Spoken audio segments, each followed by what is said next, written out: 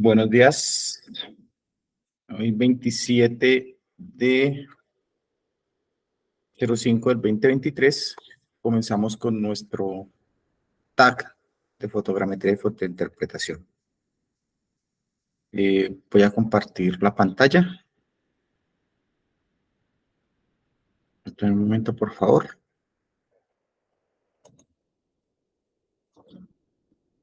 Esto.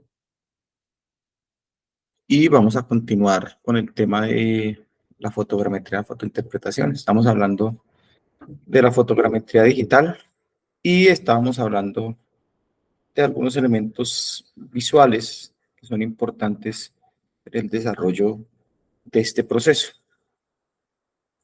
Hablábamos entonces de una característica fundamental que es el color.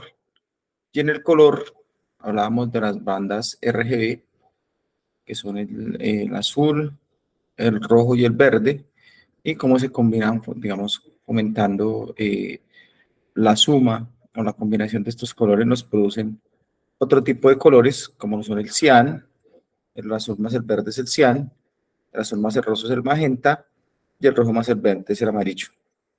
La pregunta sería, ¿por qué tan importante esa combinación de colores y en qué las utilizamos?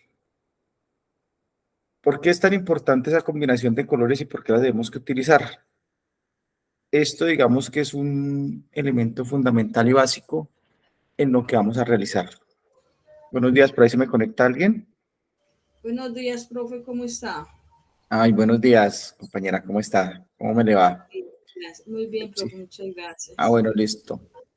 Bueno, estamos haciendo un repaso, ¿listo? Un pequeño repaso para que nos pongamos en sintonía.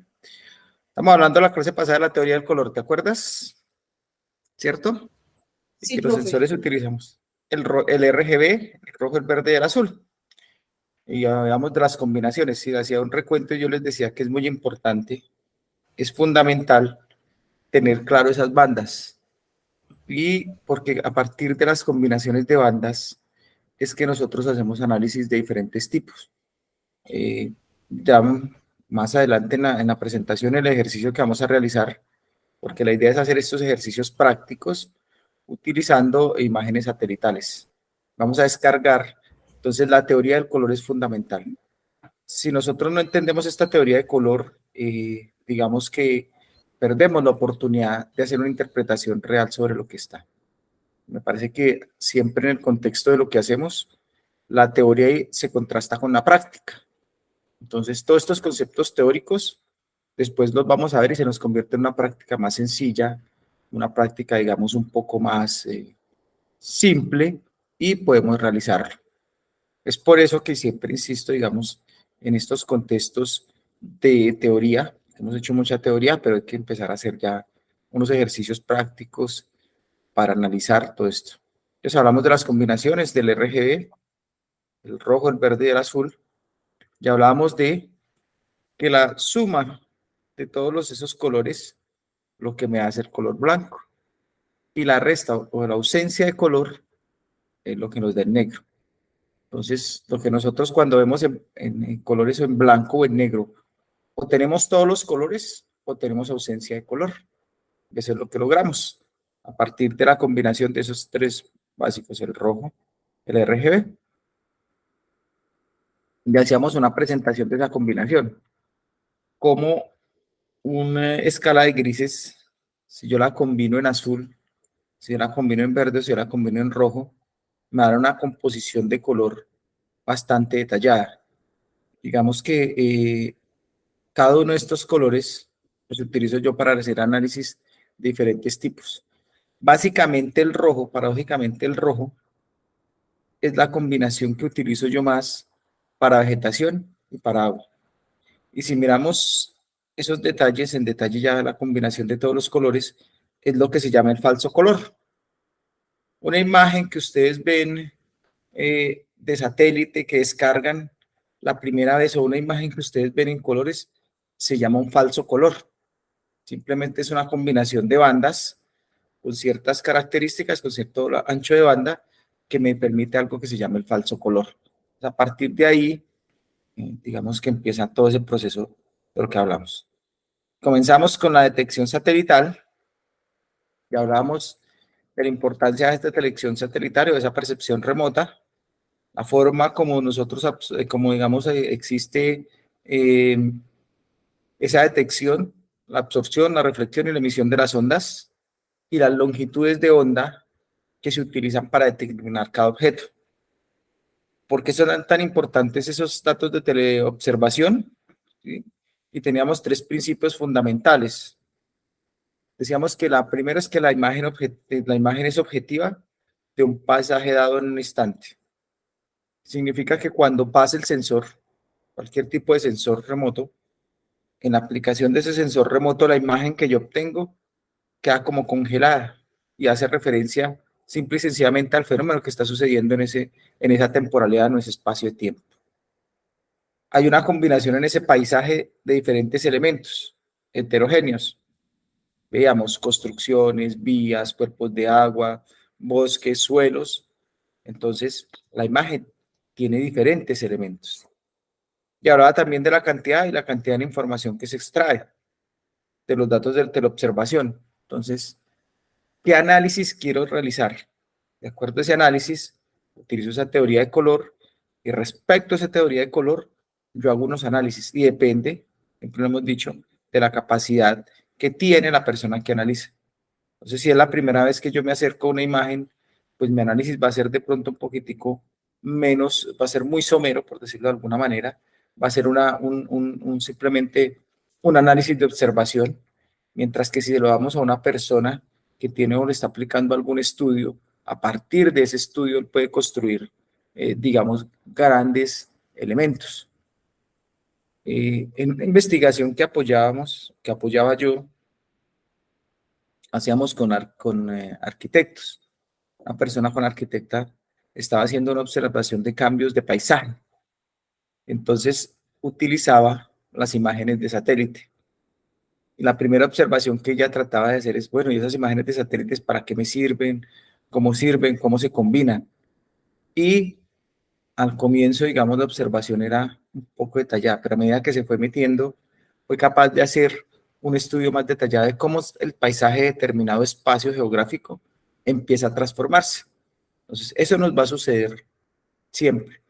La primera aproximación que nosotros hagamos a esas imágenes, pues las valoramos de una manera, digamos, casi que de observación, de pequeños detalles, pero a medida que vamos teniendo la habilidad y el manejo, nos van dando unas herramientas muchísimo más sólidas, nos van dando herramientas muchísimo más fuertes y nosotros vamos a hacer una lectura más profunda de ese tipo de imágenes. Esas imágenes son fundamentales en casi la mayoría de todos los estudios. Hablamos también entonces del ejercicio de la combinación de las bandas visibles y las no visibles, de cómo distingo yo un objeto en función de su forma, de su tamaño, de su distribución espacial, en dónde está, y de las propiedades físicas y químicas y cómo se va cambiando en el tiempo, lo que llamamos la evolución espacial. Hablamos también de los tipos de sensores, de los activos, de los pasivos. Una característica para diferenciar un sensor activo y es que dispone de su fuente propia de energía para emitir radiación electromagnética y el pasivo es la energía percibida por el Sol. Estas son las dos características que tienen los tipos de sensores.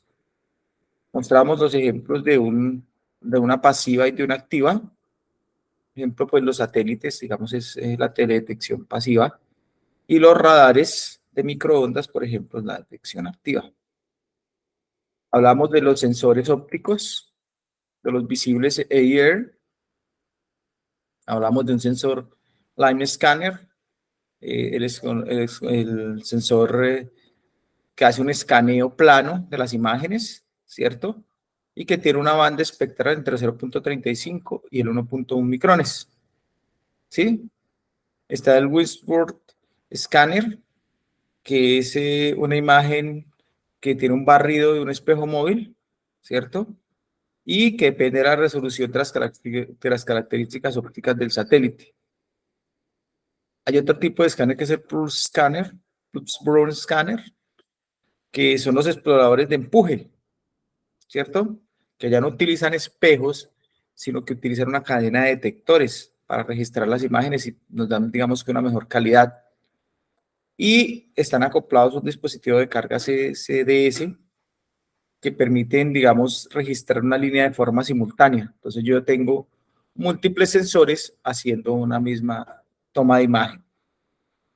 Miramos el ejemplo entonces de cómo el Line Scanner, el AVHR, lo utilizan satélites AVHR. Entonces él va haciendo un zigzag en el donde va tomando su imagen en ese espacio. Digamos, los Windows Scanner son utilizados por los satélites MODIS, el TM o el MTS y el MS, y lo que hace es que va combinando y va haciendo barrido, digamos, de la misma manera, en sentido oriente-occidente, ¿cierto? Y va tomando, digamos, simplemente menores escáneres. Y ya los últimos escáneres, que ya son los Spot, los iconos Beard, los iconos y los Beard, ya utilizan una combinación, él va haciendo un barrido total en cada línea.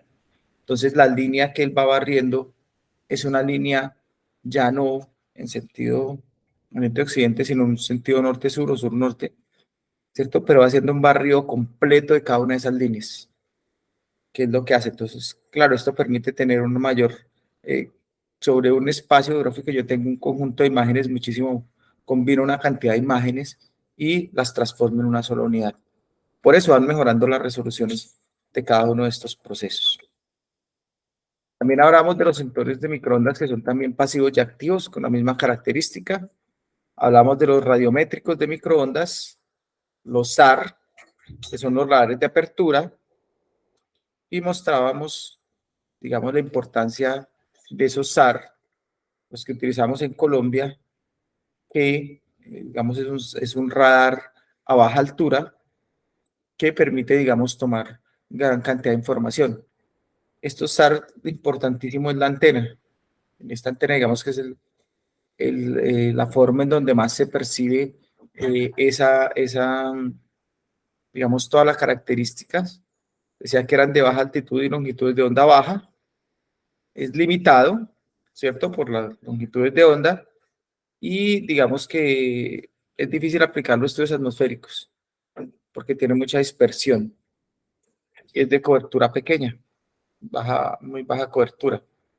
Hablamos también de los escáneres de altura de microondas, como la altura de microondas, digamos, es capaz de hacer estudios sobre la superficie de la Tierra, sobre el geoide, sobre el elipsoide, ¿cierto?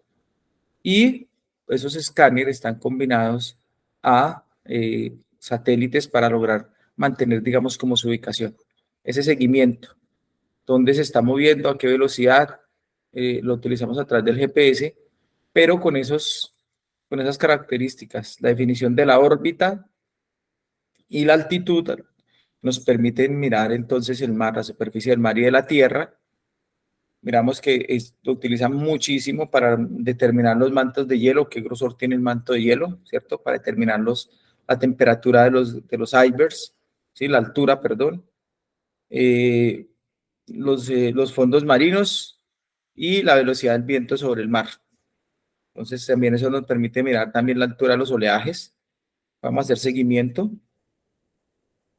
y nos dice que es importante para medir el geoide. Entonces yo les preguntaba qué era el geoide, ¿cierto, compañera? ¿Te acuerdas qué es el Sí, profe, geoide? ahora 8 días. Claro que sí, me preguntaste ahora 8 días y te dije, te dije la versión fue de lo Ahorita la que repasamos. Es claro, que ahorita miramos. no, Empezamos también. el No es geoide para que nosotros, acorcharlos.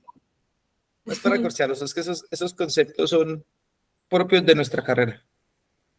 sí, Nosotros tenemos profe, que saber qué es un elipsoide de revolución, qué es el geoide, ¿sí? Porque son propios.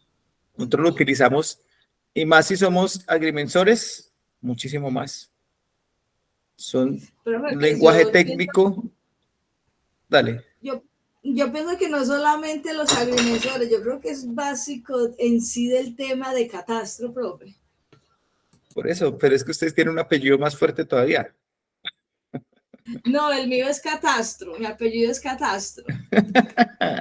Nosotros utilizamos cartografía todo el tiempo, ¿sí o no? Bueno, listo. También hablamos de los sensores LIDAR, ¿sí? Y hablamos de la importancia que tiene LIDAR en eso. Hablamos de las plataformas que son consideradas a grandes distancias, las consideraciones, el tipo de plataforma. Ya hablamos la definición de satélite, ¿sí? Y estamos hablando de las órbitas de los satélites. Hablamos de las trayectorias de los satélites, la misión que cumplen y cómo se encuentran cada una de esas órbitas. Hablamos de las órbitas geoestacionarias, que son las GEO, las órbitas baja, que son las LEO, las órbitas medias, que son las MEO, y las órbitas elípticas, que son las EO, ¿cierto? En ese tipo de órbitas, entonces, hacíamos la diferencia en cómo se ubica cada satélite, cómo teníamos los diferentes tipos de órbitas, ¿sí? En ese tipo de órbitas, entonces, también mirábamos cómo nos ubicábamos cada uno de esos satélites y la constelación, digamos, de satélites que teníamos, por ejemplo, en la órbita geoestacionaria, la cantidad de satélites y la cantidad de países que tienen satélites en esa órbita. Lo mismo que en la órbita polar, porque son, digamos, las órbitas que más información nos permiten obtener de la Tierra. Y hablamos también de la órbita baja, que utiliza ahora Elliot Moss, ¿cierto? Con una constelación de satélites, que es una red de satélites interdependientes que procesan información de todo tipo y que hacen un seguimiento muchísimo más fuerte a lo que son esos, a lo que son, digamos, todos los cambios de la Tierra. Hay intereses económicos, militares, sociales, entonces, digamos que estas órbitas bajas nos va a permitir a nosotros tener una mejor calidad de imágenes. Hasta ahora, digamos que no están al servicio, todavía no están open source, no son abiertas. Entonces, estamos esperando que hagan esa apertura para poder analizar qué tipo de bandas y qué características tienen esos satélites. Y me imagino que las imágenes que deben tener son unas imágenes a gran resolución y que podían transformar mucho el tema de los SIG. Entonces, es importante tener en cuenta toda esa revolución, todos esos análisis, todos esos procesos que se hacen van a ser muchísimo más expeditos, van a ser más fáciles, van a tener mejores condiciones. Hablamos que las órbitas de los satélites, digamos que se calculan y tienen un principio físico. Decimos que el movimiento del satélite alrededor del planeta, de nuestro planeta, el planeta Tierra, o de cualquier otro satélite, está dado principalmente por la fuerza de atracción entre los cuerpos. Esa es una postura de Newton, allá Newton la calculó físicamente y nosotros la representábamos en la fórmula F igual a G por M sobre M sobre R. Y hablamos de la gravitación universal, la constante gravitatoria universal y la masa de la Tierra en kilogramos. En esas órbitas satelitales también hablábamos del tema de los parámetros cartesianos. Hablamos de las épocas, de los epochs, que son, digamos, 6 parámetros, 3 de posición y 3 de velocidad. Lo utilizamos mucho para hacer análisis de los GPS y en esos análisis entonces nosotros hablamos digamos, de las características que debe tener cada satélite. Cada satélite, entonces la fecha, la época. Digamos que estas épocas no coinciden con las fechas del calendario juliano que tenemos nosotros. Estos tienen unas épocas que yo tengo que calcular en qué época es tomada, digamos, por ejemplo, si yo tomé datos el día de hoy, a qué época corresponde frente al tema de los satélites.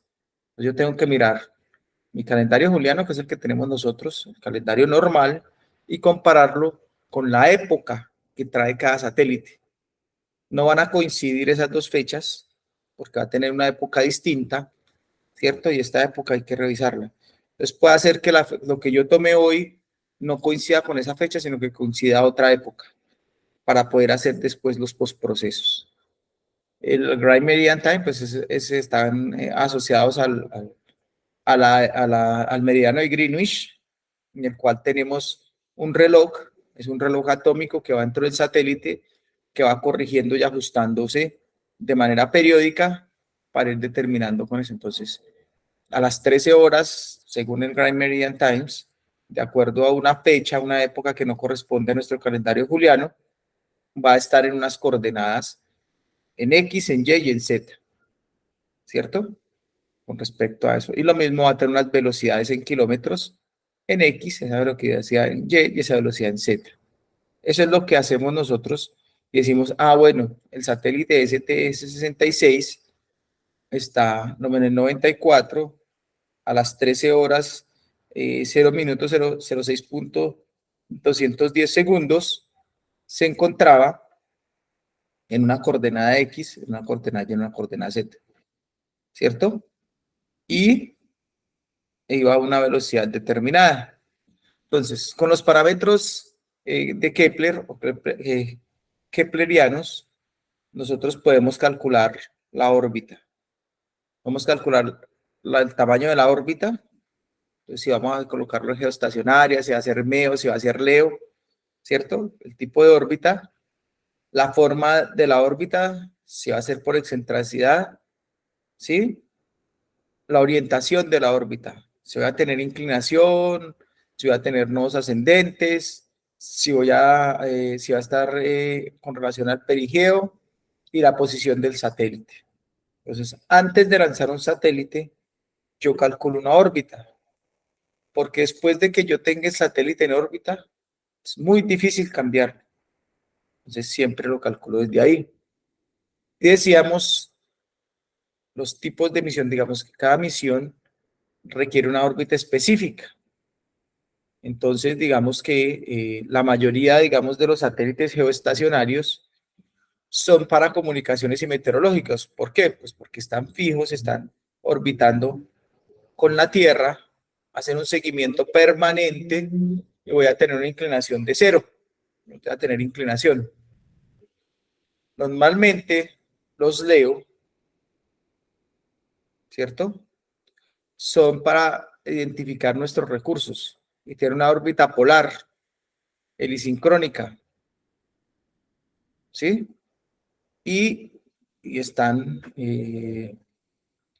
más o menos, mire que están por debajo, ¿cierto? Están a 90 minutos. Tiene una periodicidad permanente, entonces yo estoy mirando qué hay en la Tierra. Hago un seguimiento permanente de lo que está en la Tierra. Tengo inclinaciones de 95 grados. Los famosos constelaciones de GPS para posicionamiento. Tiene una órbita semisincrónica, que es una órbita media, y cada 12 horas están pasando por el mismo punto. Y tiene una inclinación de 55 grados. La órbita del transbordador espacial es una órbita baja. En esta órbita baja es donde se están colocando los nuevos satélites, los Starlink, la famosa constelación de Starlink, que son, digamos, ya hay, yo creo que hay una puerta, ya en la red de satélites de Starlink está ya casi en un 80-90%, ¿cierto? Y ese Starlink me permite a mí, digamos que esta era una de las órbitas no utilizadas, porque en esta órbita estaban, digamos, donde estaba el transbordador espacial y la estación espacial, y donde entonces eran, digamos, tenían muchos detalles, se logró, digamos, hacer una observación, un determinado desarrollos, y ya esta órbita baja hoy tiene una red de satélites Starlink que van a cubrir toda la Tierra. Con esas observaciones, pues casi que decir que el gobierno de los Estados Unidos y la NASA van a tener una información muchísimo más privilegiada de todo lo que sucede en el mundo. Entonces, frente a esa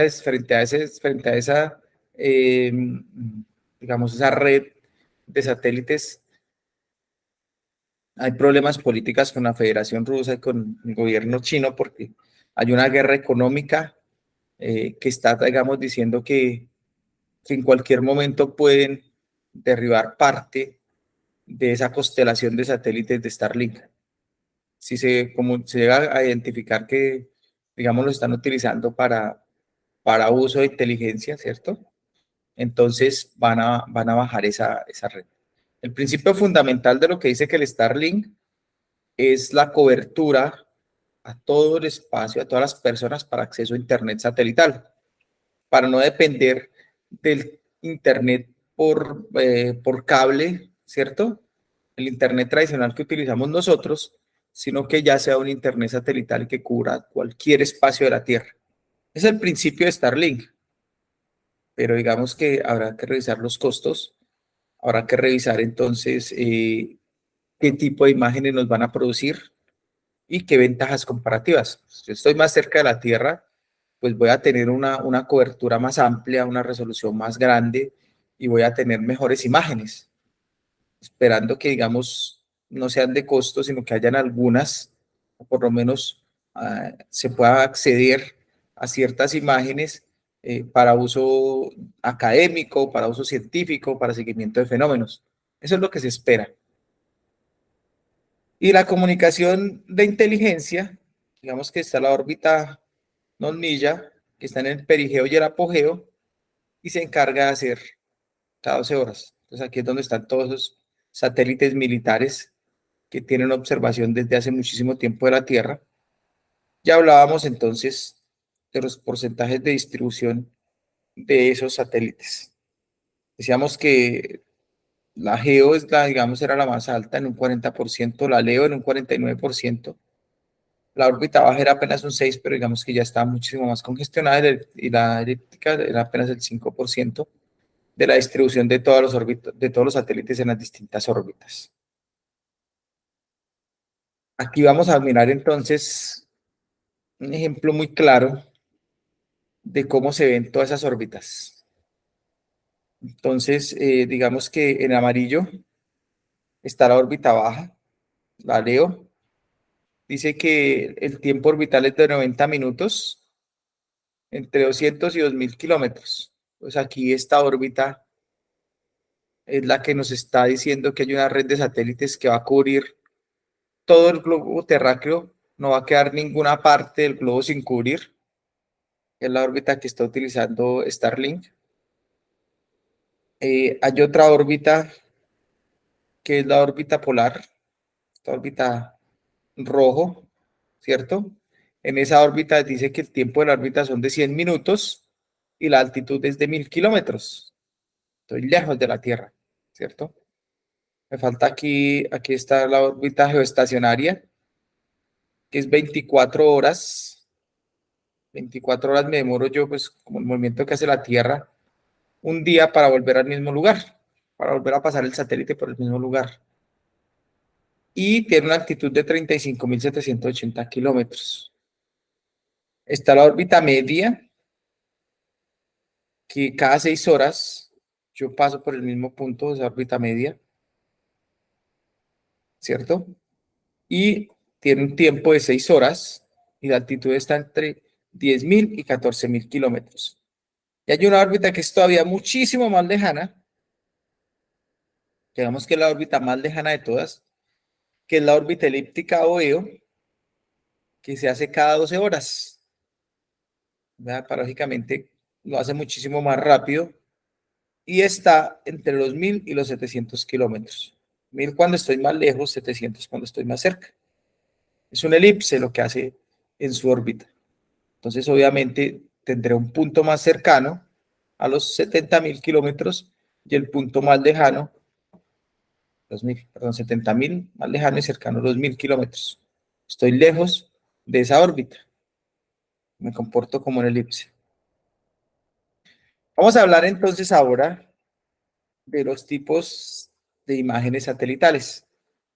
Vamos a trabajar el tema del Landsat 8 y ya digamos otro tema bien importante que es el Landsat 8 ya está transformado por el Landsat 9.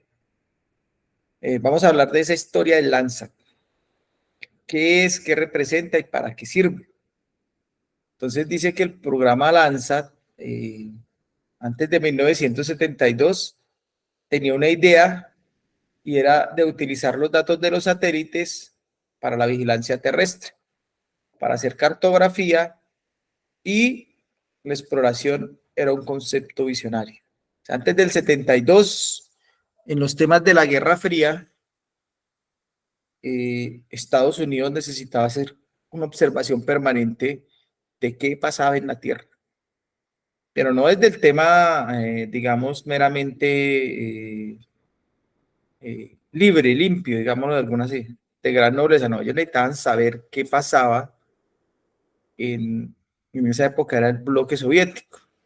Entonces empiezan a mirar y decir, bueno, ¿y qué nos vamos a idear? ¿Qué pensamos? Y empiezan a desarrollar todo un programa. El programa, los grandes avances, se los he repetido, se los vuelvo, digamos que a que ustedes lo tengan en cuenta y lo piensen siempre. Los grandes avances que se han tenido en tecnología, la mayoría, la gran mayoría, primero tuvieron una aplicación militar restringida. Después de que ellos han tenido éxito desarrollado y regulado, digamos, tienen ya el control de esas tecnologías, las liberan. Cuando liberan esa información o esas tecnologías, se dan cuenta del potencial que uno puede tener con esas condiciones. Y el tema de las imágenes satelitales, pues no es exenta a eso. Como era un fin militar, ellos necesitaban vigilar qué pasaba en toda la Tierra y necesitaban cartografiar cada fenómeno. ¿Qué está pasando? ¿Dónde está? ¿Cuáles son los hechos?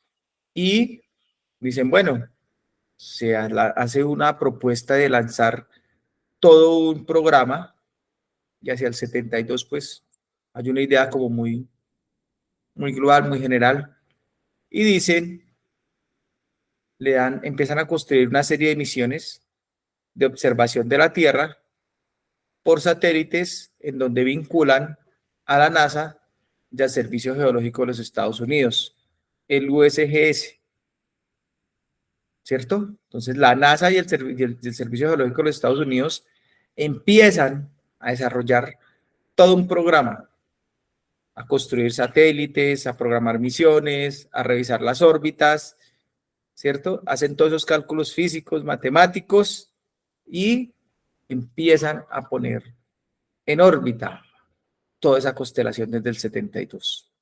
Desde el 72 nosotros tenemos una observación permanente de todo lo que sucede en el globo terráqueo. Digamos, se dice que es la misión más larga de la historia y todavía continúa registrando los cambios de la superficie terrestre del espacio.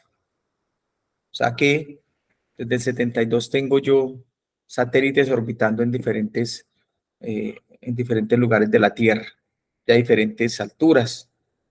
Se dice que Landsat ha sido el único sistema de satélites diseñado y operado para observar repetidas veces la cubierta de la Tierra con una resolución moderada. El Landsat, como tiene un objetivo y está apuntando al Servicio Geológico de los Estados Unidos, digamos que ya es un objetivo más civil, yo empiezo digamos, a tener resoluciones no tan altas, no tan precisas, pero buenas resoluciones que me permitan a mí hacer, digamos, una observación permanente. Cuando se habla de la octava misión, que es la denominada Landsat Data Community Mission, el LDCM, por eso cada misión tiene una configuración. Entonces, la octava misión es el LDCM. Cuando ustedes van a descargar imágenes, van a revisar que cada misión tiene unas siglas, ¿sí? Y dice que es el octavo satélite de observación de la serie Landsat. Ya hay un satélite nuevo que es el Landsat 9. En este momento ya existe el Landsat 9 y ese Landsat 9 es un satélite que tiene muchísimas más bandas, muchísima mejor resolución sobre las mismas imágenes. Hace un año, sí, hace un año, estaban empezando a liberar las primeras imágenes. Ellos, digamos que la misión había surgido hacia antes de la pandemia, pero después de la pandemia apenas estaban empezando a liberar imágenes, ¿cierto? Entonces, hay que revisar cómo se están comportando las imágenes y qué características tienen. Digamos que el programa lo que busca es ampliar, este programa, digamos, amplía, mejora y avanza en el registro de imágenes multiespectrales. Ya nosotros, Landsat, nos empieza a lanzar a partir de Landsat 8 y Landsat 9 imágenes multiespectrales. Ya no tengo ese RGB, sino tengo diferentes sistemas de calidad, pero mantiene, digamos que mantiene o mejora la calidad de las imágenes. Comercialmente uno, o digamos ahora vamos a revisar, yo tengo imágenes Landsat 5, Landsat 6, Landsat 7, Landsat 8 y Landsat 9. Entonces yo voy a encontrar ya, puedo hacer comparativos, estudios temporales de una parte de un área determinada y puedo hacer comparativos en diferentes periodos de tiempo. El Landsat 8 tiene dos grandes segmentos. Uno el observatorio y el otro el OLI. Bueno, vamos a revisar qué significan esos dos conceptos. El observatorio es la plataforma que tiene con esa capacidad de carga de dos sensores de observación terrestre. El Landsat 8 y el Landsat 9 tienen esa misma característica. Son plataformas de carga que tienen sensores. Uno de sensores es el denominado Operation Land Imager, que es el OLI, y el otro es el sensor térmico, que es el infrarrojo, que es el Thermal Infrared Sensor, que es el TIRS. Por eso cuando hablamos de OLI, hablamos del famoso sensor RGB, ¿cierto? Porque ese sensor simplemente utiliza la combinación del espectro visible, que es el OLI, y ya el infrarrojo, los TIRS, hacen referencia a los infrarrojos.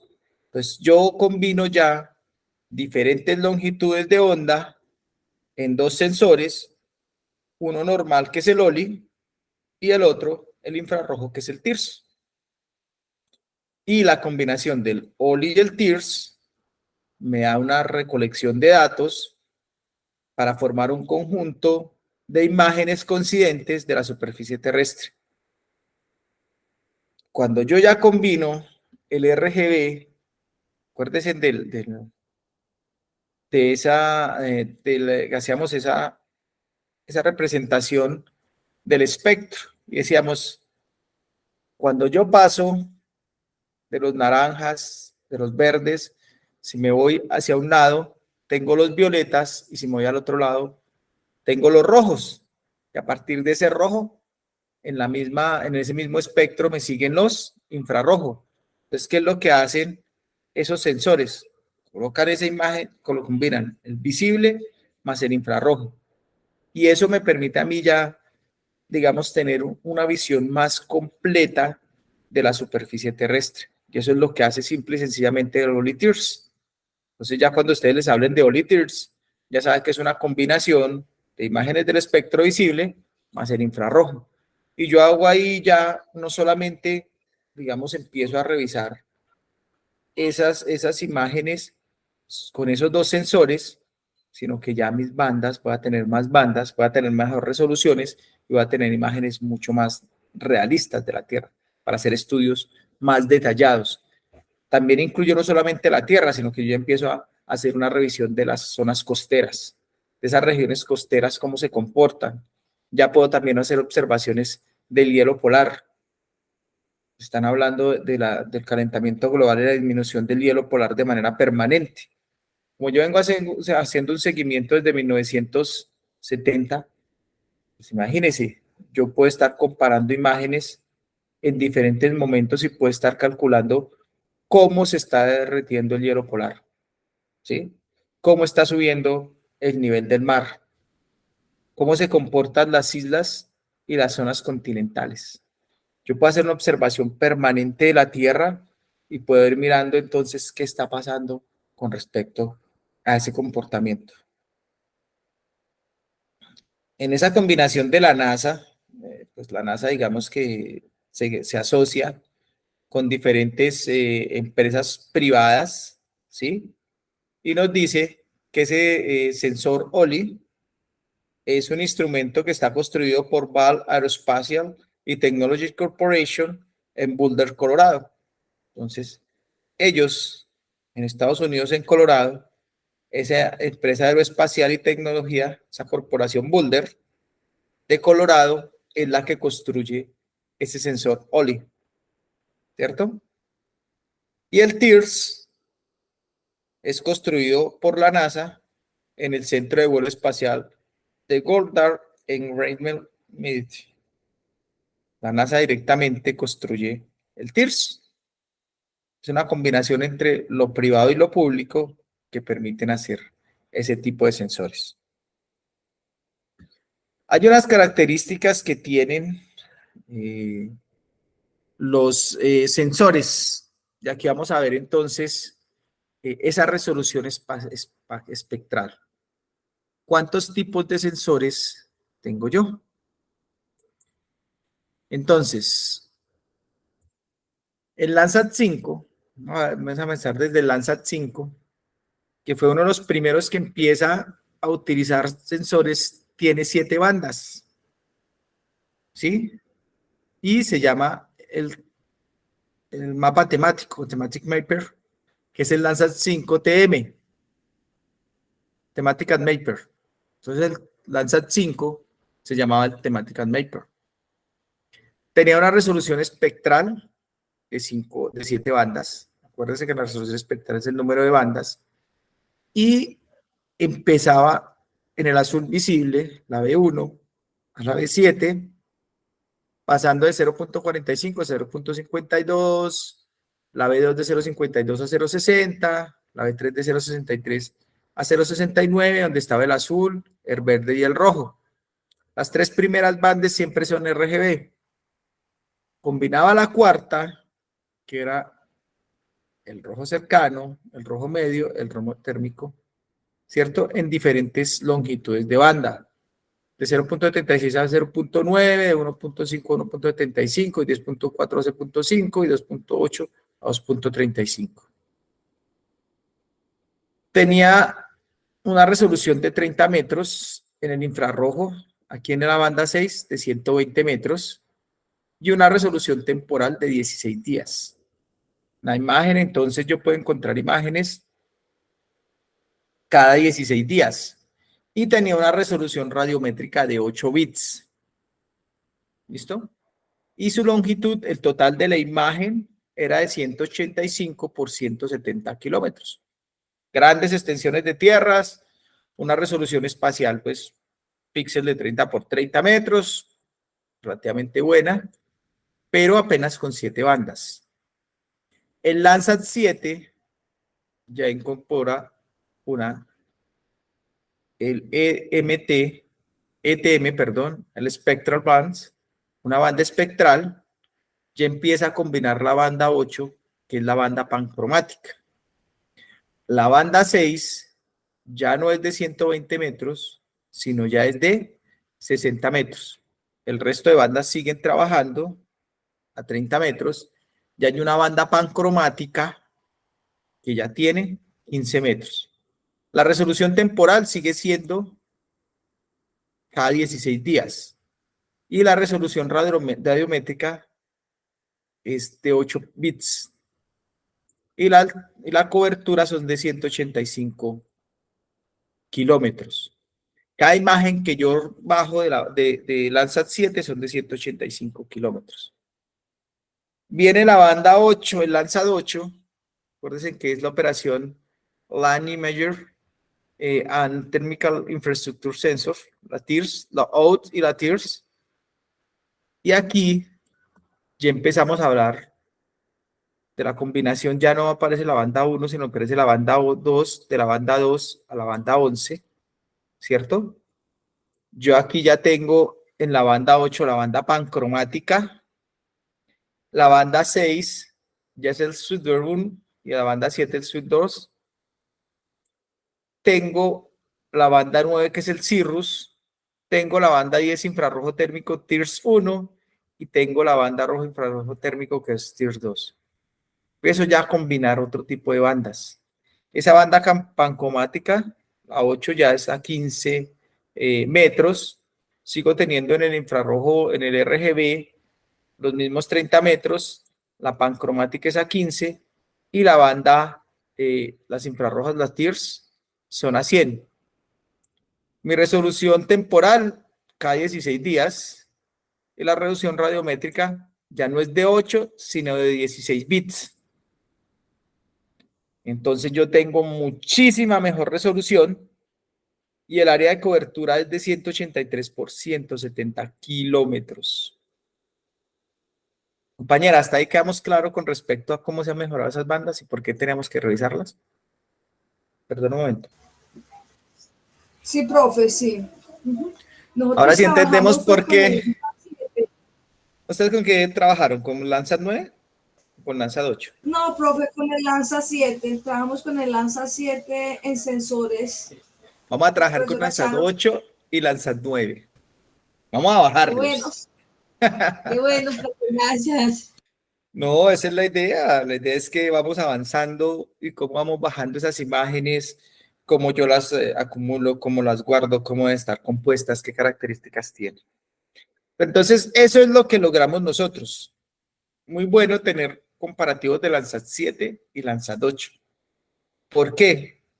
Porque yo empiezo a revisar. Mire que nomás la resolución radiométrica me pasa de 8 bits a 16 bits. ¿Qué implica eso, compañera? Cuéntemelo tú. De acuerdo a toda la teoría que hemos Profe, visto. es que profe, mejora mucho la visión, o sea, para nosotros los principiantes más fácil de interpretar, o sea, más clara, entiendo yo que es más clara la imagen.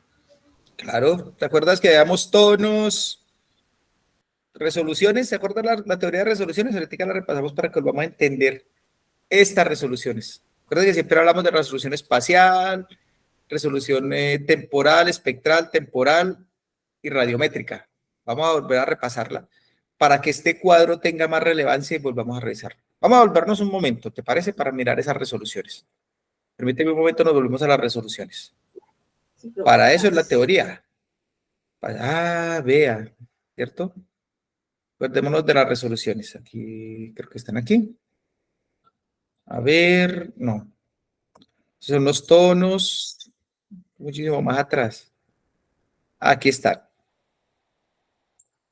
Las resoluciones, acuérdate. Para que volvamos a repasar y para que volvamos a entender ahora sí. ¿De qué nos hablas? Resolución espectral. Número y ancho de las bandas espectrales que pueden describir el sensor. A mayor cantidad de bandas, menor es ancho de estas y aumenta la resolución espectral. Entonces, mira, la resolución espectral del Landsat 8, voy a traerla para acá, va a moverme así.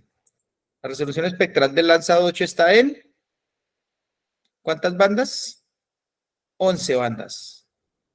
La resolución espectral del Landsat 5 es apenas de 7 y del Landsat 7 apenas de 8. Y el Landsat 8 y 9, estamos a 11 y a 13 bandas. Entonces tengo mayor número de bandas, tengo mayor Resolución. cantidad de rangos visibles. La resolución espacial, pues, ¿qué es la resolución espacial? Aquí va a ser si hiciéramos un examen teórico así rapidito. La resolución espacial, ¿qué es? Bueno, esa es la resolución radiométrica. La resolución temporal y nos falta la resolución espacial. La resolución espacial hace referencia al objeto más pequeño que yo puedo detectar en el sensor, ¿cierto? 30 metros, píxel de 30, 60 o 90. Si yo tengo a 30 metros mi píxel y lo tengo a 15 en determinados sensores, ¿qué significa eso? Que tengo una mejor imagen, ¿cierto? El píxel, según esto, permítame que estamos acá, el píxel que yo tengo es a 30. Píxel de 30 por 30, ¿sí o no? Y la resolución radiométrica de los bits. A revisar qué es esa resolución radiométrica. Vamos a recordarlo. Para eso es la teoría, para que cuando yo hago una lectura de estos cuadros entienda qué significa cada una. La resolución radiométrica es la sensibilidad del sensor, ¿cierto? Para detectar las variaciones en la cantidad de energía espectral recibida. ¿Sí? Con 16 bits, yo ya tengo, si con 4 bits tengo 16 tonos, entonces ¿con cuánto serán 16 bits? Tengo una muchísima mayor cantidad de tonos y me va a permitir ver mejor la imagen. Ahora sí no entendemos estos cuadros, entonces, cuando yo ya hago una lectura de estos cuadros, yo ya digo, ya puedo definir qué sensor tiene mejores características, por qué se comporta de esa manera, qué ventajas tengo, cuál es el que más me sirve. Si puedo tener de un mismo sector un 7 o un 8 o un 9, pues yo puedo hacer el comparativo, ¿cierto? Y puedo hacer comparativos. Y la resolución temporal es, mire que estos siempre pasan cada 16 días por el mismo punto, ¿sí o no?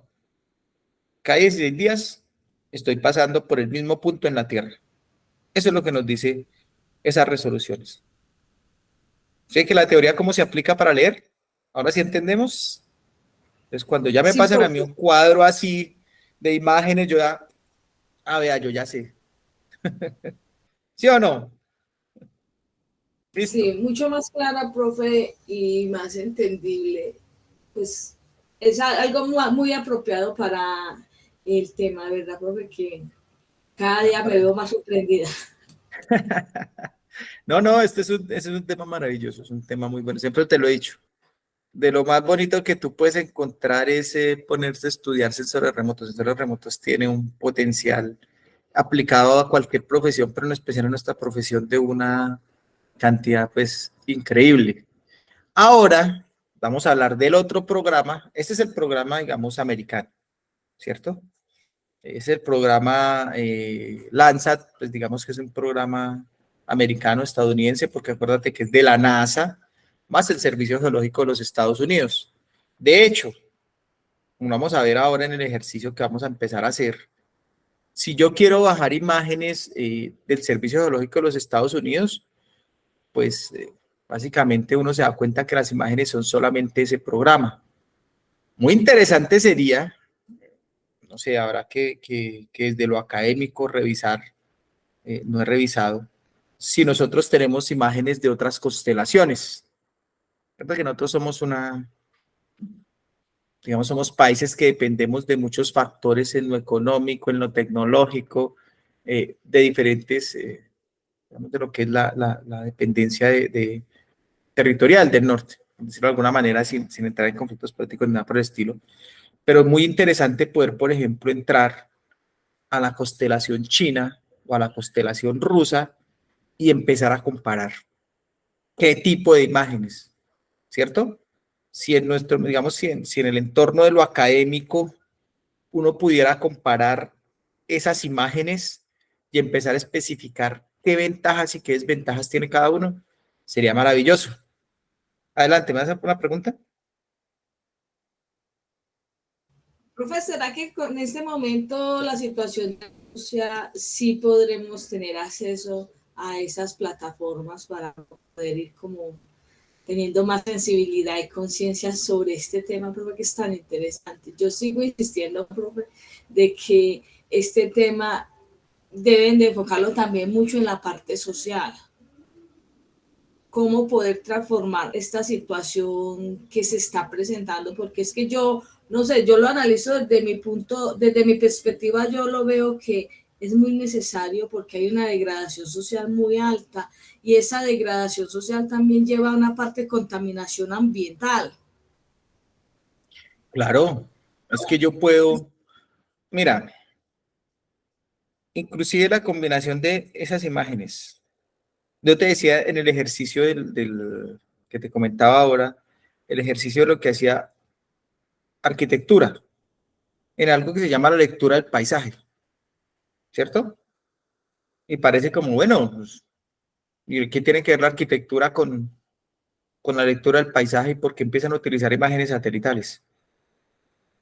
Todo esto, todo, absolutamente todo esto, me puede permitir cartografiar y colocar puntos de manera detallada de esa concentración que tú dices.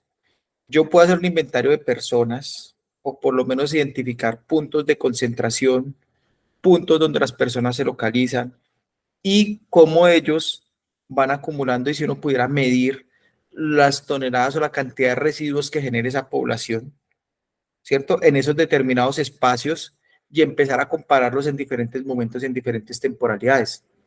Entonces yo empiezo a combinar cartografía, ¿cierto?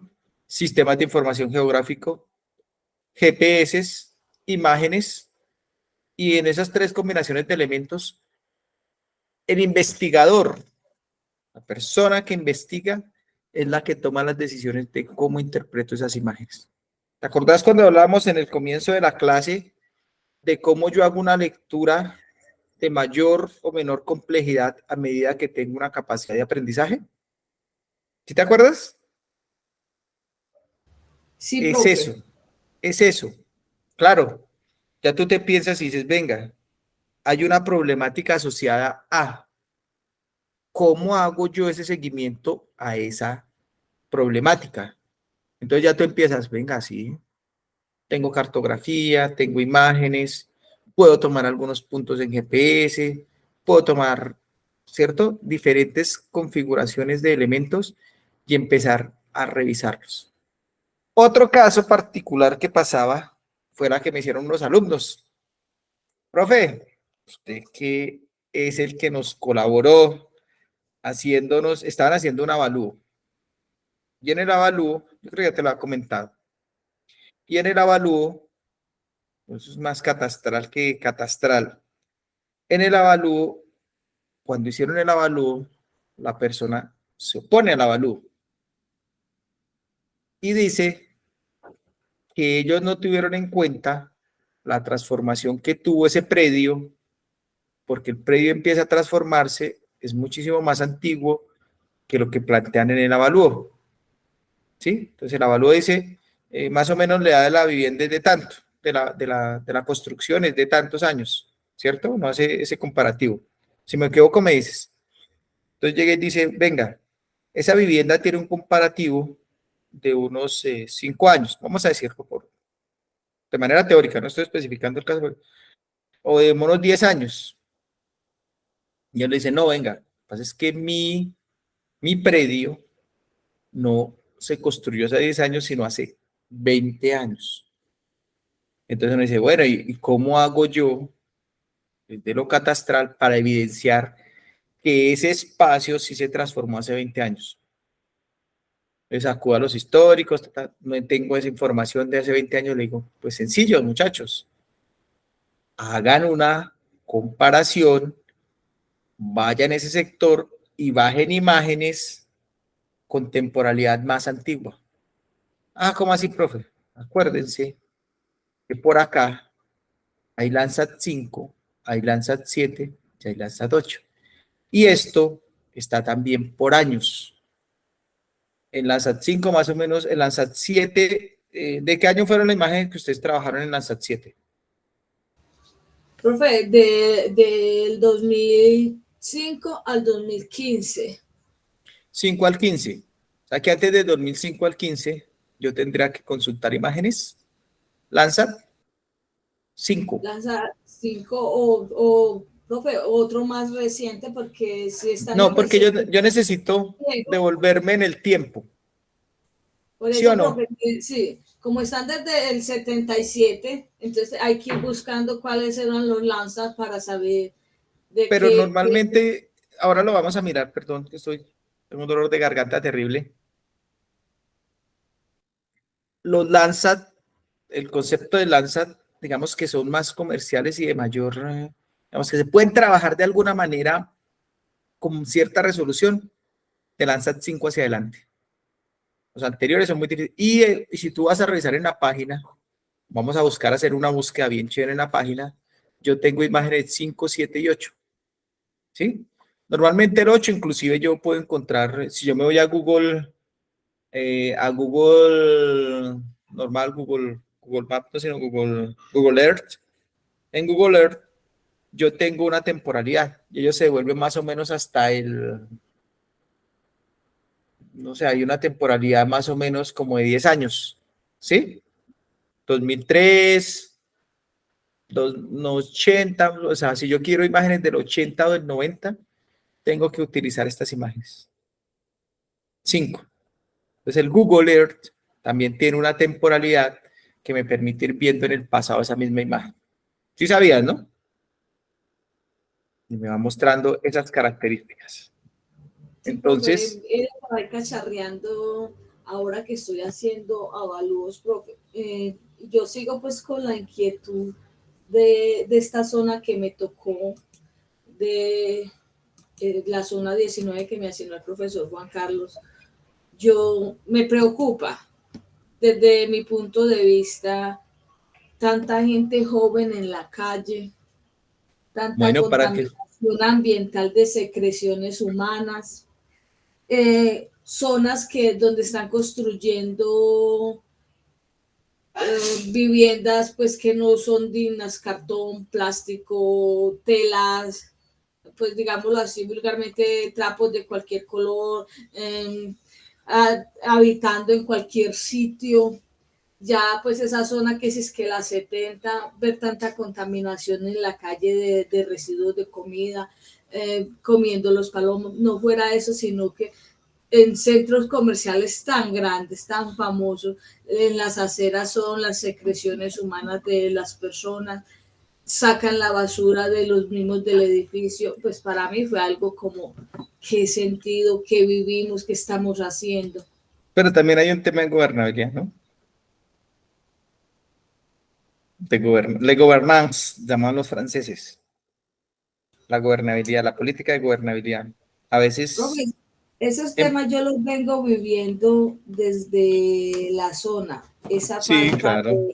de interés político, esa voluntad política, porque yo vi, específicamente lo voy a nombrar en Caucasia, cómo los alcaldes van asignando predios que son de reservas, son las laderas del río para que vayan construyendo parcelaciones. Lo viví en carne propia, a un compañero le vendieron un predio y él me dice, Jessy, ve y mira y dame tu concepto, porque yo confío en lo que vos me digas. Me voy a ver el predio, profe, como así que yo no puedo llegar hasta el punto del predio, porque el río ya me llegaba prácticamente hasta la cintura. Entonces, como me están vendiendo una Como cosa están que vendiendo algo es que es inundable, sí, y que que está en alto riesgo. y eso lo otorgó el municipio. Profe, verdaderamente son Pero mira temas que a que veces esos temas, vamos a hacer un paréntesis, 2 minuticos frente al tema, ya que me tocas eso. Esos temas son temas a veces la política es digamos que yo miro mucho el tema de geopolítica, ¿cierto? Sigo mucho, digamos, a una persona que habla mucho de geopolítica y dice que eso no es bueno ni es malo, en términos, digamos, de la teoría de lo que es la geopolítica. Lo que pasa es que a veces esas políticas de ingobernabilidad lo que buscan es precisamente crear el caos para traer esos modelos de soluciones específicas. También hay un tema de ingobernabilidad en el sentido en que no utilizamos y no utilicemos uso adecuado cuando estamos haciendo un plan de ordenamiento territorial, cuando estamos haciendo un plan de desarrollo, no utilizamos a los conocedores de los temas e ignoramos siempre el tema del medio ambiente. Pero me parece que a veces son más estrategias de política, que lo que buscan es cómo una problemática volverla una problemática más grande. ¿Para qué? Para que a partir de ese caos y esa supuesta ingobernabilidad se hagan procesos que permitan mantener ese mismo estatus político. ¿Me hago entender?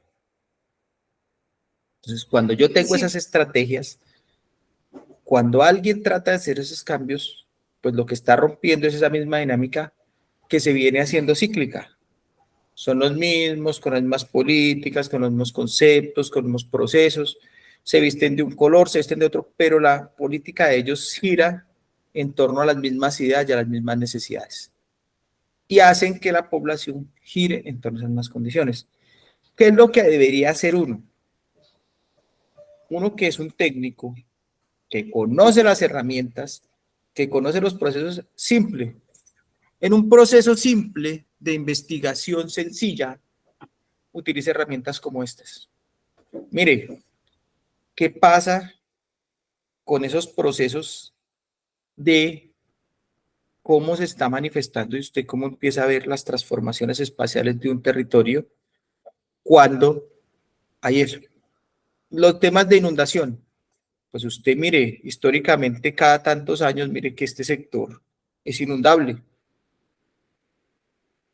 ¿Por qué usted asigna o usted construye o usted tiene una política de intervención en un espacio que si bien puede durar 20 años seco, en el año 21 se inunda, ¿cierto? Y en vez de generar una solución, lo que me está generando es un problema a largo plazo. En vez de esos espacios tenerlos de retiros, de reforestación, de conservación, de regulación del caudal hídrico, ¿por qué usted lo utiliza en invertir, cambiar unos usos y poner a personas ahí sabiendo que eso genera esas condiciones? ¿Qué pasa con los habitantes? Que es un tema social, político y económico en Medellín. Usted pasa por el centro, por la 70, por la paralela al río, y usted encuentra por cualquier lado, por la autopista, y encuentra habitantes de calle en todo lado. Y donde hay un cuerpo de agua, ahí hay un habitante de calle. ¿Me estoy equivocando? Si me estoy diciendo mentiras, me dices. Entonces, ¿qué No, pasa con esa política integral cuando uno lo puede mapificar? Sencillo, tome puntos. Con un GPS usted va y toma un punto, ta, puntico, ta, ta, ta, ta, ta, ta. Inclusive con programas en el celular usted puede ir a tomar puntos específicos. Mire, aquí es donde están asentando las problemáticas y si usted quiere identificar dónde están las personas, mire, aquí están, mapificadas. ¿Cuál es la política? Una de las grandes preguntas que hay que hacerle a la política y a las personas que representan la administración de lo público es de soluciones concretas frente a problemáticas concretas. Problemática concreta, esta. ¿Qué soluciones? ¿Qué alternativas de solución presenta usted para poder hacer eso? Y estamos utilizando todas las herramientas tecnológicas y estamos nosotros catastrales y desde lo catastral podemos hacer eso. Parece paradójico, ¿sí o no? Pero mire que todo eso lo podemos hacer nosotros con esas condiciones. ¿Vale el paréntesis? profe, no, pues maravilloso, no, sí, por mí te escucharía porque tienes una experiencia maravillosa y verdad que para mí ha sido grato. Yo siempre todos mis recorridos y pues y mis tareas he procurado pues como apropiarme de ellas para poder empaparme. Es que es de la única manera que uno entiende el tema que está haciendo, viviéndolo en la práctica. Claro, es que... Cuando yo vi la asignación de la zona, yo ahí mismo recordé que yo a principios de enero había estado por allá y me di la tarea de igual sembrar esa conciencia. Yo sigo con lo ambiental, esos residuos de comida llamando más roedores. La gente no tiene conciencia de que la paloma es un ave muy linda, muy exótica y ha existido en todos los tiempos, pero ella tiene una bacteria impresionante que mata en pocos segundos, en pocas horas, la persona que la quiera. Sí. Yo tomé fotos, tomé imágenes y en mi trabajo, pues el profesor me pide una cosa, pero entre esas cosas yo veo muchas cosas. Así no me califique, así que lo tengo malo. Pero Yo voy a es que, plasmar lo que yo veo, lo que yo siento. Y pero es que para mira que eso también hace parte de un factor de valorización positiva o negativa de un sector. Si lo miramos desde ese aspecto, vamos a hacer catastral esa problemática. profe, es que hay mucho, siempre lo he criticado y lo veo. Yo lo he enfocado más esa mi interventoría de proyectos. Yo lo veo es como esa parte crítica social que hay que aprovecharla. Como que la agencia Gómez, yo voy a hablar con nombres propios porque lo he vivido, la agencia Gómez, la 73, y con la que sube, con la calle que sube, que en este momento no me acuerdo si es la 43 o con la 69, es el parqueadero, es donde hacen mantenimientos de carro, exhibiciones de carro, lavado de carros. Profe, ¿cómo así que una agencia haciendo eso, apropiándose de las calles? A todo el frente tiene un parqueadero viejo. ¿Por qué no compra o alquila ese parqueadero para que realice esas actividades y no obstruya el espacio público? ¿Por qué? Porque es la agencia Gómez, porque tiene un aviso ahí grande. Antes, con mayor ejemplo, lo debe de hacer. Utilizar ese recurso que tiene todo el frente y transformarlo. No, ese parqueadero al frente lo que tiene de entrada principal es un botadero de basura. Y detrás del parqueadero es el frente de la agencia Gómez. Y la agencia Gómez utiliza toda la calle, toda la zona para exhibir sus carros, hacer los mantenimientos y hacer todo lo que tiene que ver con su actividad comercial. Entonces, sí está identificado los problemas. ¿Qué tengo que hacer yo? Pero bueno, hablamos de las valorizaciones positivas y negativas. Yo voy a hacer un avalúo, ¿cierto? En términos de avalúos, yo identifico la zona, digamos, si yo quiero hacer un avalúo masivo o un avalúo puntual, ¿cierto? Frente al tema. ¿Qué Nosotros estamos pasa? haciendo un avalúo masivo. Listo, ¿qué pasa cuando, vuelvo e insisto, nosotros nos decía un profesor, no todas las valorizaciones son positivas? ¿Qué quiere decir eso? Hay mayor aumento del tema comercial, ¿cierto?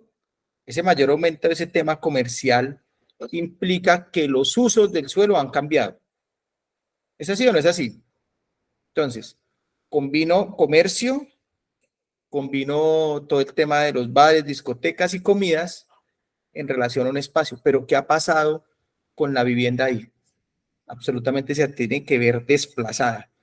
Tengo lugares donde conseguir un parqueadero, donde la problemática de seguridad, de sanidad, son valorizaciones negativas que empiezan a influir en el valor del precio comercial de un suelo. No, es que solamente hay que verlo por parte comercial. Entonces yo le voy a cobrar a usted más impuesto predial, mi predio vale más porque ya tiene un uso muy distinto, ese uso entonces hace que mi uso sea más costoso, porque los valores del suelo ya deben estar bien altos. ¿Me equivoco?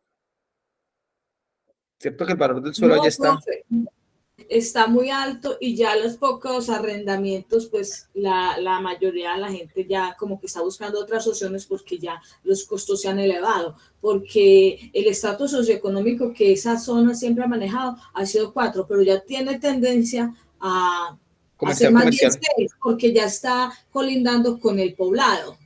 Pero es comercial, comercial. Sí, porque esa es una zona occidental, ocicentro, se me escapa la expresión, es del centro de Medellín. Sí, Uh-huh. pero entonces volvemos, es que tocaría volver a vincular al teoría de lo que les digo yo a los chicos que se llama, ustedes vieron principios de economía urbana y regional, ¿sí o no? Te Sí, hablaban de las profe, aglomeraciones. nosotros sí, los catastrales sí vimos ese Sí, no, es que tema yo estoy y dictando esa materia también. Ya hablamos de las aglomeraciones.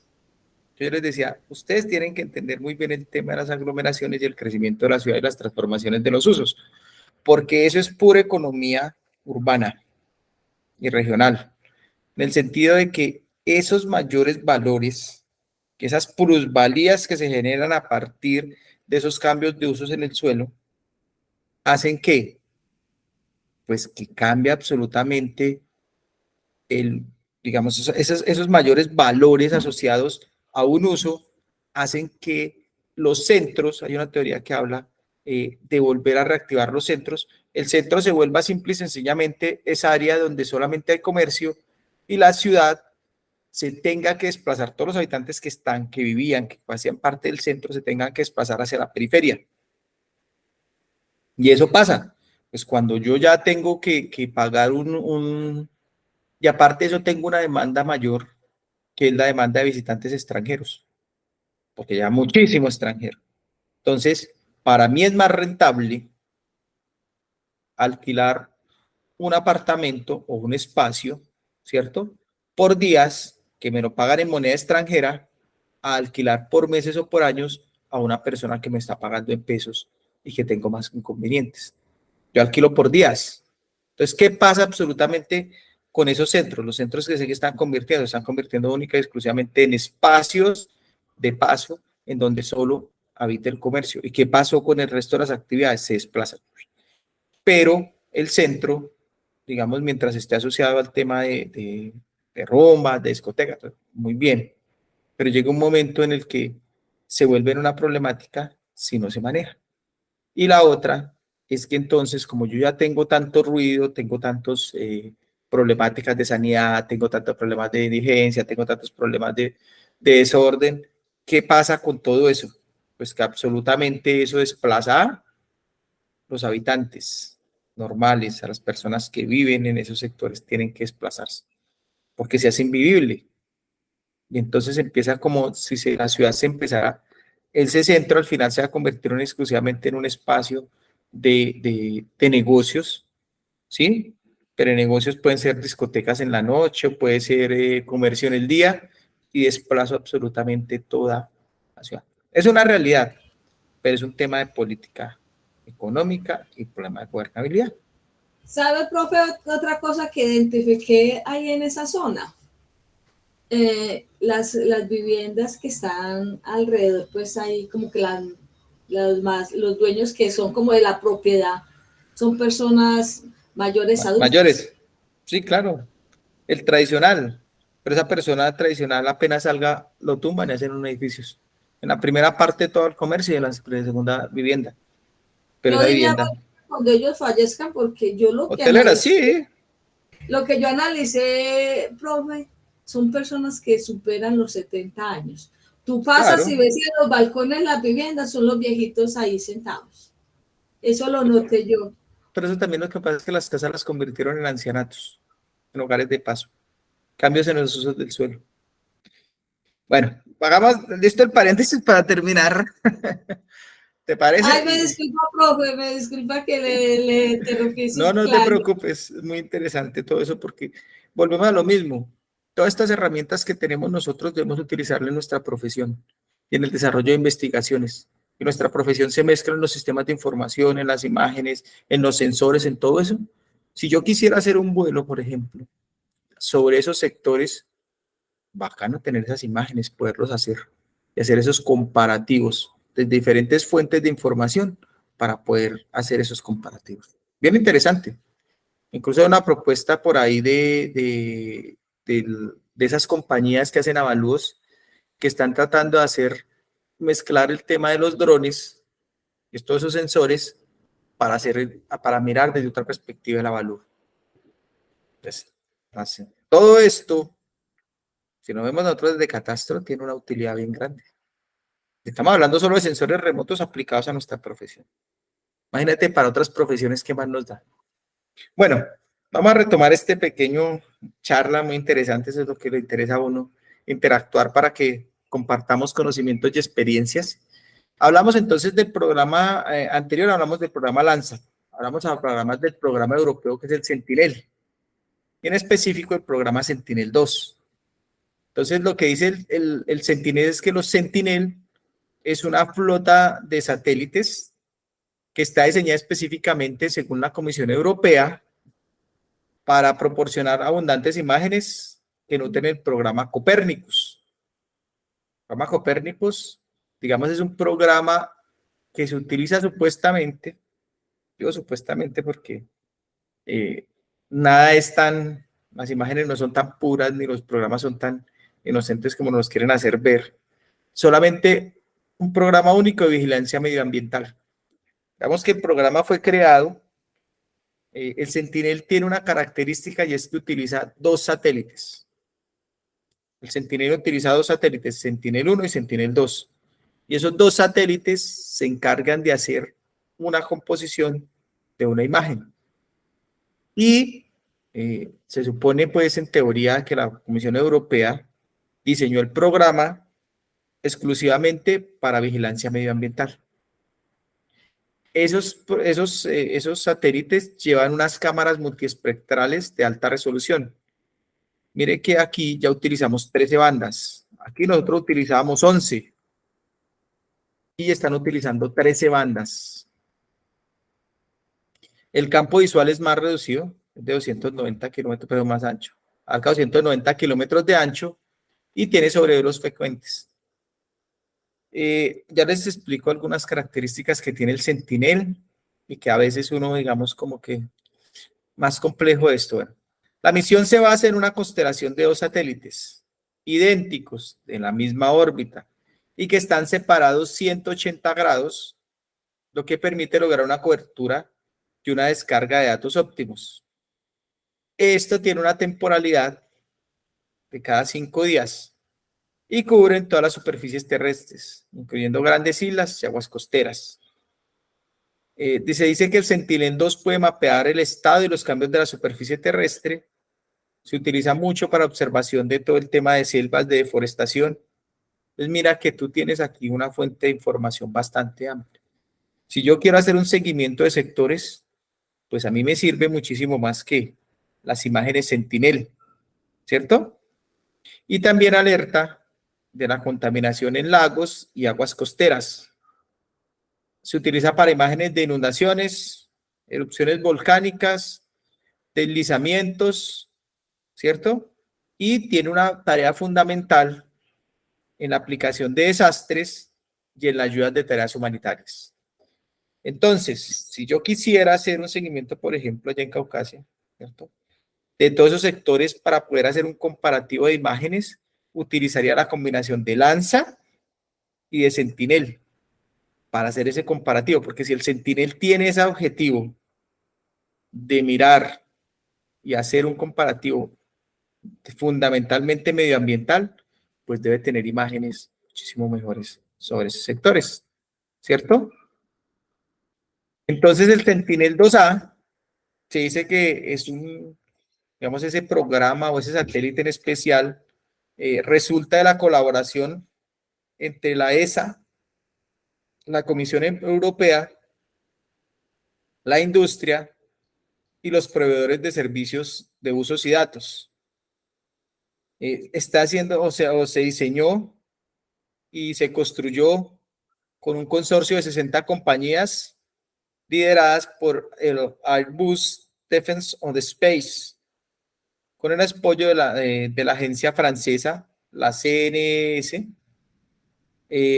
para optimizar la calidad de las imágenes y el Centro Espacial Alemán, Aeroespacial Alemán, el DLR, para mejorar la recuperación de los datos mediante comunicaciones óptimas.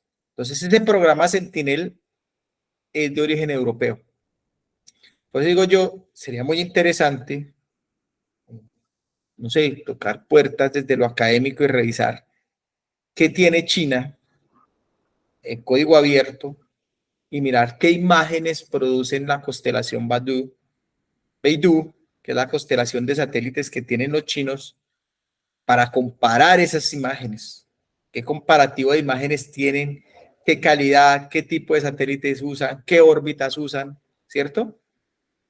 Dice que el Sentinel-2 se lanzó en el 2015 y ya debe estar el Sentinel-2B que se lanzó en el 2017. ¿Quiénes son propietarios de esos satélites? Aquí hay una condición que dice que esos satélites son propiedad de la Comisión Europea.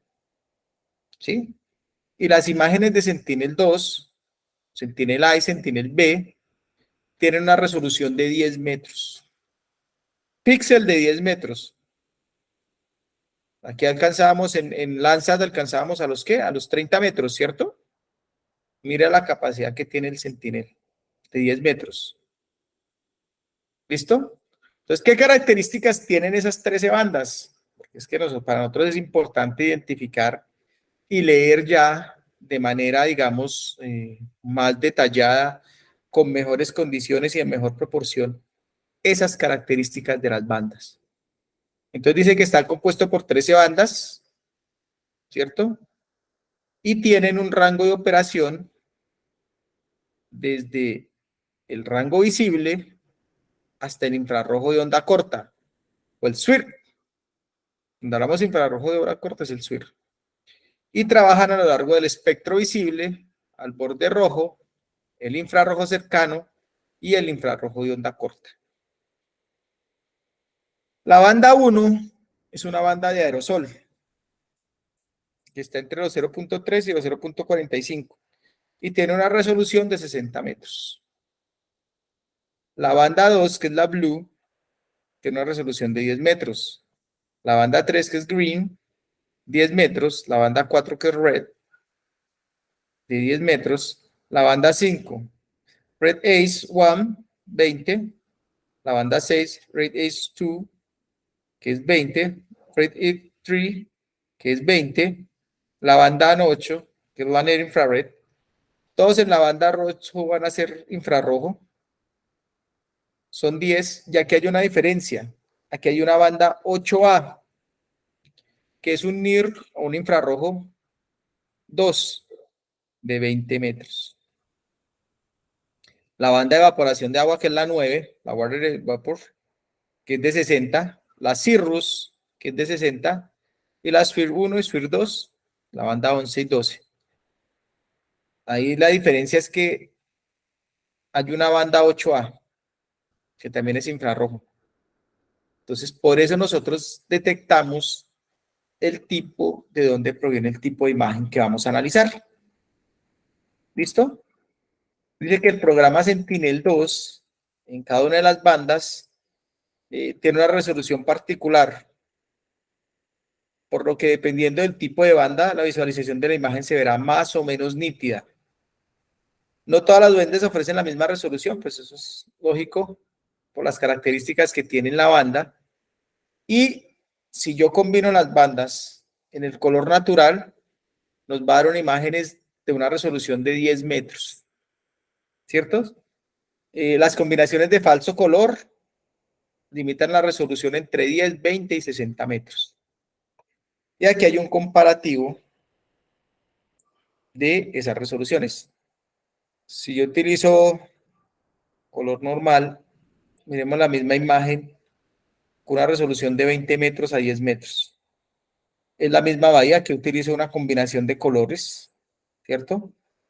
Y se me empiezan a pixelar, en 20 metros se me pixelan. Esa misma imagen en color verdadero, no en falso color, sino en color verdadero, me muestra el delta del río, el mar, me muestran las áreas de influencia del cuerpo de agua, el río de manera nítida, y aquí vegetación y cultivos. Mientras que yo acá, en 20 metros, esa misma imagen a la misma resolución, yo ya empiezo a pixelar, que me empiezan a pixelar. No logro identificar como todas las combinaciones. Esto es cuando yo combino el infrarrojo para detección de cobertura vegetal y cuerpos de agua. Hay unos rangos de bandas de color que se los voy a presentar para que cuando estemos haciendo el análisis de esas bandas y cuando estemos bajando la imagen, sepamos cómo combinamos esas bandas. Entonces, es un comparativo de cómo en el Sentinel, cambiando 10 metros de resolución en combinaciones de bandas, vamos a tener mejor resolución de imagen, mayor o menor resolución de imagen. Miren que a 10 metros yo puedo distinguir de manera clara los tipos de cultivos, las parcelas, miren, los cultivos, ¿cierto? La forma, el delta de inundación del río, miren, ¿sí? Esa área de delta de inundación del río, cómo tengo como una zona de protección frente a esa área y cómo me estoy acercando con los cultivos y la vegetación. Eso es lo que uno empieza a mirar con esas Sentinel-2. El Sentinel, digamos que tiene unas correcciones atmosféricas, está corregido atmosféricamente. ¿Qué sucede? Todas las imágenes que nosotros bajemos ya van a tener una corrección atmosférica. Esa corrección atmosférica la encontramos en diferentes niveles. Entonces, cuando yo voy a entrar a solicitar una imagen en Landsat o en Sentinel, voy a tener esas correcciones atmosféricas. Hay imágenes de niveles 1C e imágenes de niveles 2A, que tienen ya esa corrección o no esa corrección. Las imágenes de niveles 1C ya están ortorrectificadas, con niveles de refractancia por encima de la atmósfera, lo que se llama la TOA. Entonces esas imágenes satelitales ya están listas para ser interpretadas. Mientras que las imágenes 2A se encuentran ortorrectificadas con niveles de refractancia por debajo de la atmósfera. BOA. Estas imágenes ofrecerán datos de refractancia más próximos a la realidad, ¿sí? Y por lo tanto, con niveles de color más realistas. tienen una característica que son más nítidas, tienen mejor brillo, tienen mejor contraste y no presentan esas texturas blanquecidas por efecto de la presencia de todos los efectos que produce la atmósfera. Estas como las 1C, como yo las tomo por encima de la atmósfera, puedo encontrar que ese brillo y esa textura pueden tener y esa nitidez puede ser menor. Para que se tenga en cuenta, cuando yo voy a buscar una imagen, qué tipo de imagen necesito, qué tipo de imagen es la más conveniente y qué tipo de imagen es la que deseo utilizar. Aquí hay una relación de las imágenes Sentinel, ¿cierto? Sentinel 2 y Sentinel 2A en relación a cómo muestro yo esas imágenes y qué resolución tengo. O sea, aquí en la primera, digamos que yo tengo unos colores, tengo una nubosidad. Las nubes siempre acuérdense que es una de las características que yo voy a tener en cualquier imagen de satélites, pero si miramos las imágenes, pues tiene buena resolución, yo puedo ver los delta, los colores, las combinaciones. Pero si yo utilizo una Sentinel ya con L2A corregida, con una banda mejor, mire la misma imagen, cómo mejora. Cómo yo puedo detallar de manera clara esa misma imagen, mire, con más detalle puedo yo tener sobre todo lo que tiene esa imagen. Los deltas, las sedimentaciones, las construcciones. Mire que aquí yo sé que hay construcciones, pero las puedo detallar bien. El barco, mire, que hay un barco, aquí hay un delta de río, ¿sí? Hasta las mismas nubes tienen mejor detalle. Y la sombra de las nubes se ven de manera más adecuada. Mire la sedimentación de esta playa, mire. Mire el delta acá. ¿Mm? Las densidades de construcciones y de cultivos que hay ahí, ¿cierto? La misma características y profundidades del mar. En la isla puedo detallar todas esas imágenes, las coberturas boscosas, las coberturas de vivienda, las coberturas de cultivos, ¿cierto? En esta imagen, digamos que no se detalla tan bien estos dos puntos, por ejemplo, no se detallan de manera tan adecuada como esto. Entonces, esa es la característica que yo puedo hacer. Si yo combino ambas imágenes, puedo tener mejores resoluciones. Entonces, vamos a dejar hasta aquí. En la próxima clase terminamos con lo que es el programa Sentinel 3 y con las aplicaciones y sus usos. Y continuamos ya con el ejercicio práctico. Entonces, vamos a hacer un ejercicio práctico. Si vamos a partir como si todos y cada uno de las personas que están en el grupo nunca hubiesen entrado a inscribirse. ¿Cómo nos inscribimos en el Sistema Geológico de los Estados Unidos? ¿Cómo bajamos una imagen? Y vamos a hacer un ejercicio. Por aquí yo lo tengo ya. De procesamiento de Landsat 8. Entonces, ¿cómo vamos a hacer ese paso a paso? ¿Cómo vamos a bajar la imagen? ¿Cómo la vamos a distribuir? ¿Cómo la vamos a procesar en ArcGIS, en el desktop, cierto? Y cómo vamos a obtener esa combinación de colores. Antes de comenzar, también le voy a pasar algo que se llama esas composiciones de colores. Esas composiciones de bandas a nosotros nos permiten tener diferentes imágenes y cómo esas imágenes nos van dando diferentes tipos de resoluciones y cómo esas resoluciones nos van dando diferentes características en la imagen. Y quiero que entonces estemos dispuestos para poder tener imágenes así y combinaciones de imágenes. Y con esas combinaciones poder hacer algún tipo de análisis. Bueno, voy a tener la grabación.